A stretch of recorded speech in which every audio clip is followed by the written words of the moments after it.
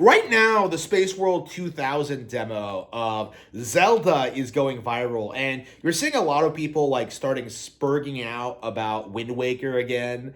And this comes up every now and again where you find people 26 years later spurging out about a demo of a game.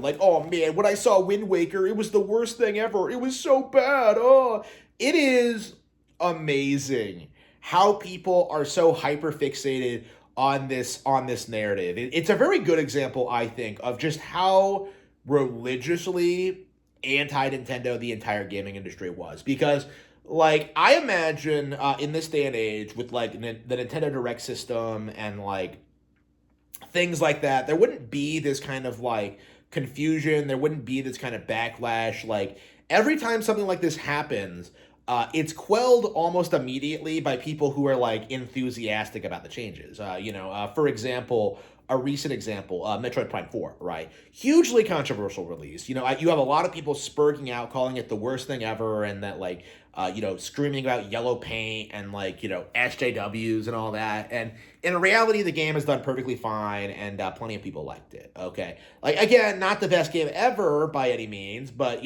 considering how I was going into it, expecting to hate it, like I was very, very surprised with how good Metroid Prime 4 actually turned out being. So again, it's very, very interesting how Eiji Anuma is like one of the most wildly hated creators in Nintendo's history. Like specifically because of the whole like Space World 2000 thing.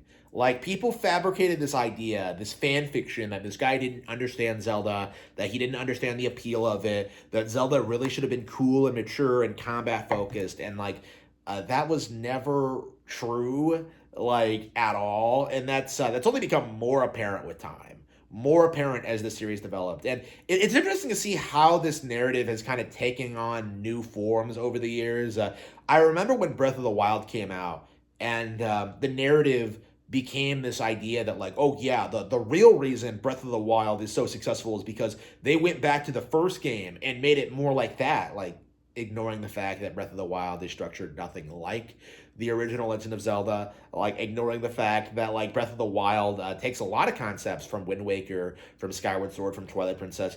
Like again, Breath of the Wild was like a culminated effort over like decades of experimenting with the Zelda brand and like constantly growing and evolving it. And it's very interesting looking back on this and looking back at this situation because, like, what actually happened in Space World 2000 was that Ocarina was considered the greatest game of all time. It was this 3D masterpiece. It was like this genre defining thing, all time goated game. Okay. So essentially, the mindset of the community is that, like, okay, we need more games like this. We need games that are mature, that are adult, that tackle like themes. Like, we want more realistic visuals. We want this, this, this, this. Like, we want it to be more combat focused. Like, we want um, it to be the same. And it's very interesting looking at what Nintendo did instead because like Majora's Mask and Wind Waker very much were not the same thing. Like when people I remember when like these games came out, like both Wind Waker and Majora's Mask, and both of them were like so controversial because of all the changes they made. Majora's Mask for like the clock and like the general structure, and like Wind Waker for the visuals. It's very, very interesting to look back on it that people were freaking out about these games not being exactly like Ocarina. And so that kind of led Nintendo to coming out and making Twilight Princess, which was like a little bit too much like Ocarina, a little bit more traditional, and like a little bit back to the formula. But, then they upended that again with Skyward Sword, which was like, in a lot of ways more experimental than any of them. So essentially what we're seeing here is that Nintendo completely avoided the obvious trap when it came to producing a sequel to the greatest game ever made. Like, they did not make a game that was exactly like it. Okay?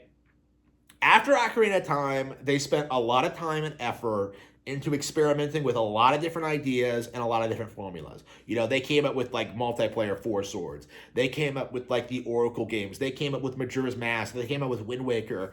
And that kind of culminated with Twilight Princess. And eventually led to the development of Breath of the Wild, which I think they were already saying that they were planning even as early as like Skyward Sword.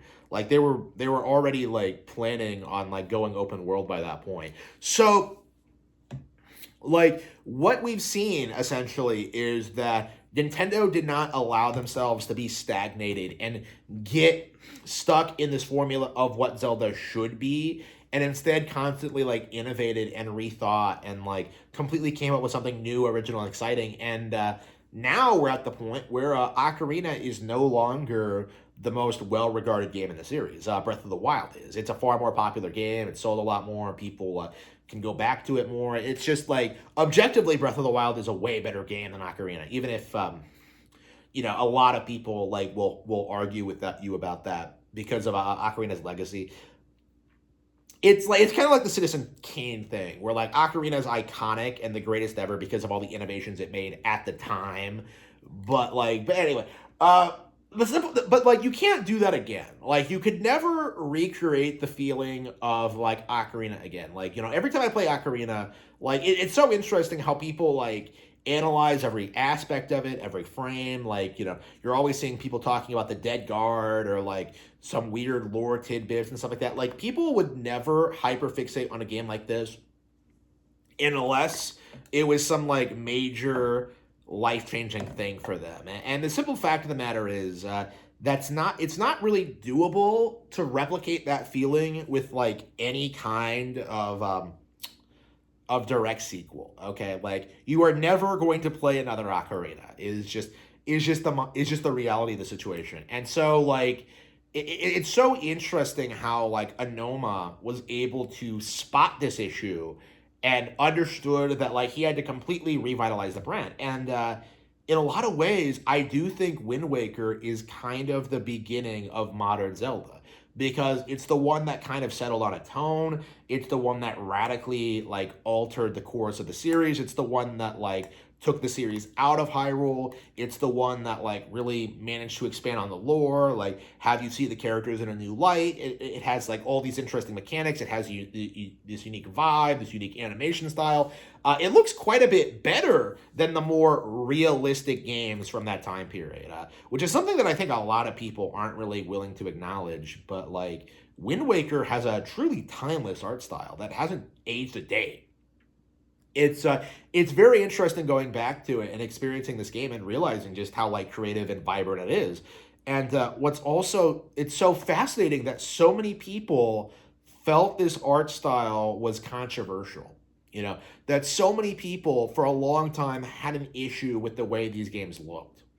And that's very interesting because growing up, like that's the only thing I ever really heard from people about Zelda was this idea that like, well, they don't look realistic. Oh, I want to drive around in cars and kill cops. Oh, like again, whenever people criticize Zelda, it was always very superficially, and coming from people who don't really play the games.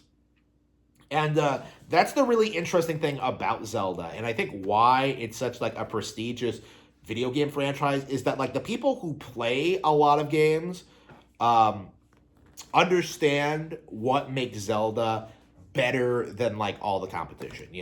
A while back I made like a video talking about how much better Twilight Princess was than Okame. That's something a lot of people would like dispute, but like it's very obvious if you play both and if you play a lot of other games like it, like just how hard it is to make these kinds of games. Too often when someone makes a game like this, they focus way too much on the combat or on like the story or whatever. Like it's so interesting how much more Zelda is going to accomplish with its mechanics and its ideas. Like it's kind of shocking, honestly, when you play Ocarina of Time and realize just how much like better it looks and plays than Dark Souls or Skyrim or games that came out even like 15 years out. Like it's just shocking about how much higher quality Zelda is in general than its competition. It's really not even close, and it never really has been.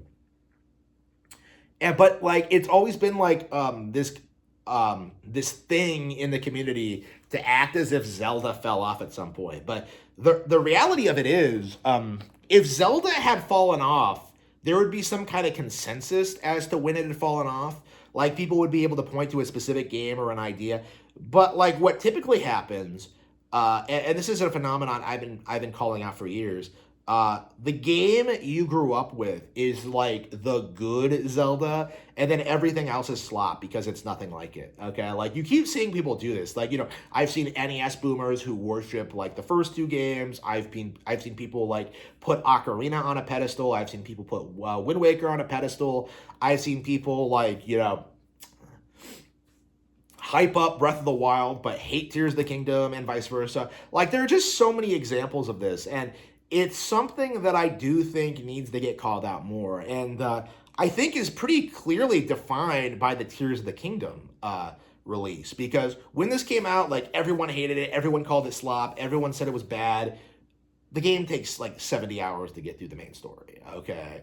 Like, I'm seeing people now playing Tears of the Kingdom, finishing it for the first time, saying it's like the greatest game ever, and it's like, it's an all-time classic, like 3 years later, okay? And that's something that I think a lot of people don't really think about, is how long it takes to get through these games and how much effort it takes for like, especially like more casual players. So I feel like the narrative that people have that this is a game like that, this is a series that's been like free fall for decades, like simply doesn't hold up to reality.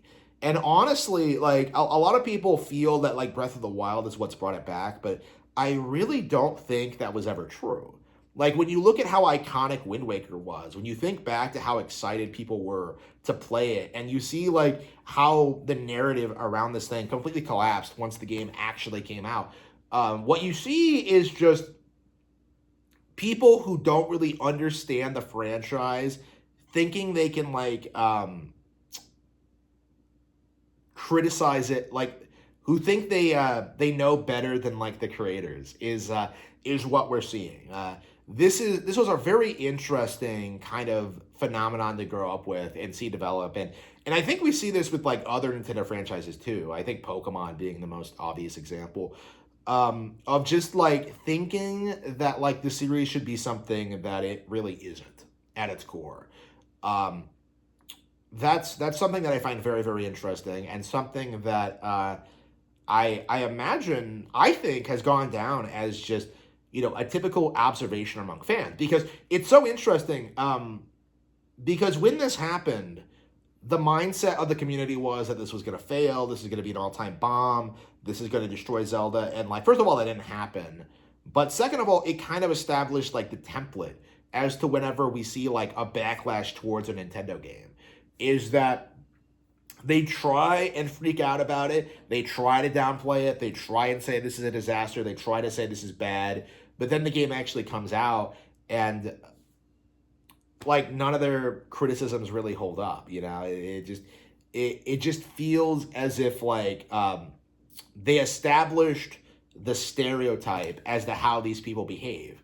And like even today, you see a lot of Nintendo execs, whenever they get backlash, like they bring up Wind Waker as an example as to like why they don't take the backlash seriously. Like they essentially have like this built-in justifiable like example to kind of demonstrate why online backlash doesn't really mean anything. And I really do value that. I really do think that's like a very good thing, that like we know that Wind Waker was able to succeed in spite of being so controversial, and ergo we can kind of see that being applied to other Nintendo properties and other games that are coming out. Pokepia was kind of similarly hated. Mario Tennis Fever was similarly hated. Like there are just so many examples of this that I'm very, very interested in seeing like what Nintendo has in store for us next, because I imagine we're going to keep seeing like these kind of controversies pop up occasionally, but more and more it feels like they're falling by the wayside and not leaving really much of an impact at all. It's something that I find very interesting indeed.